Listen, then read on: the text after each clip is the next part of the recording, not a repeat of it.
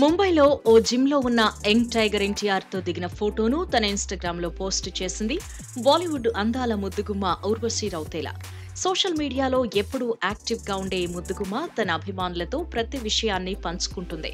తాజాగా ఎన్టీఆర్తో దిగిన ఫోటోను నెట్టింట్లో పోస్ట్ చేయడంతో ఇక ఆ ఫోటో కాస్త వైరల్ అవుతోంది.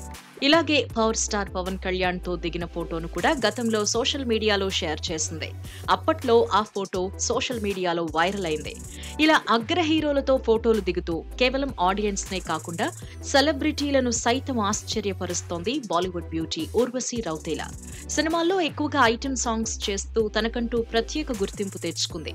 అయితే ఈ భామ రీసెంట్ గా ఎన్టీఆర్ తో దిగిన ఫోటో గురించి సినీ లవర్స్ సోషల్ మీడియాలో తెగ మాట్లాడుకుంటున్నారు.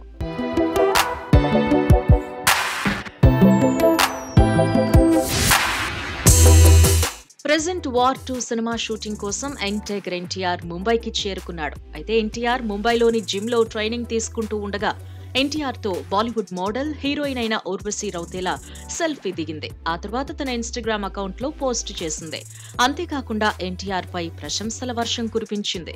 ప్రియమైన నిజమైన గ్లోబల్ సూపర్ స్టార్ ఎన్టీఆర్ అని, ఎంతో క్రమశిక్షణ నిజాయితీ గల వ్యక్తి అని ఊర్వశి రౌతేలా కామెంట్ చేసింది. ఎన్టీఆర్ చూపించిన ప్రేమకు ధన్యవాదాలు అని, తన సింహం లాంటి వ్యక్తిత్వం ప్రశంసనీయమని చెప్పింది.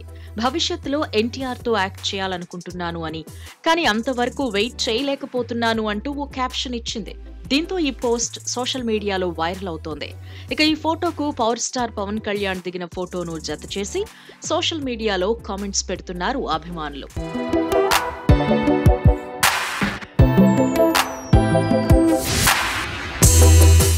నిజానికి వాల్తేర్ వీరయ్య సినిమాతో టాలీవుడ్ లో అడుగుపెట్టింది బాలీవుడ్ ముద్దుగుమ్మ ఊర్వశి రౌతేలా. ఆ తర్వాత బ్రో, ఏజెంట్, స్కంద సినిమాల్లోనూ స్పెషల్ సాంగ్స్ తో అలరించి బిజీ ఆర్టిస్ట్ గా మారింది. అంతేకాకుండా బాలకృష్ణ ఎన్బీకే 109 సినిమాలో మెయిన్ లీడ్ లో నటించి అద్భుతమైన ఛాన్స్ కొట్టేసింది. ఇలా టాలీవుడ్ లో మరిన్ని సినిమాలు చేస్తూ బిజీగా ఉండాలి అనుకుంటోంది ఊర్వశి రౌతేలా. నిజానికి బాలీవుడ్ లో కంటే టాలీవుడ్ లోనే ఎక్కువ ఐటెం సాంగ్స్ చేసి ఆడియన్స్ లో మంచి పాపులారిటీ సంపాదించుకుంది ఈ ముద్దుగుమ్మ.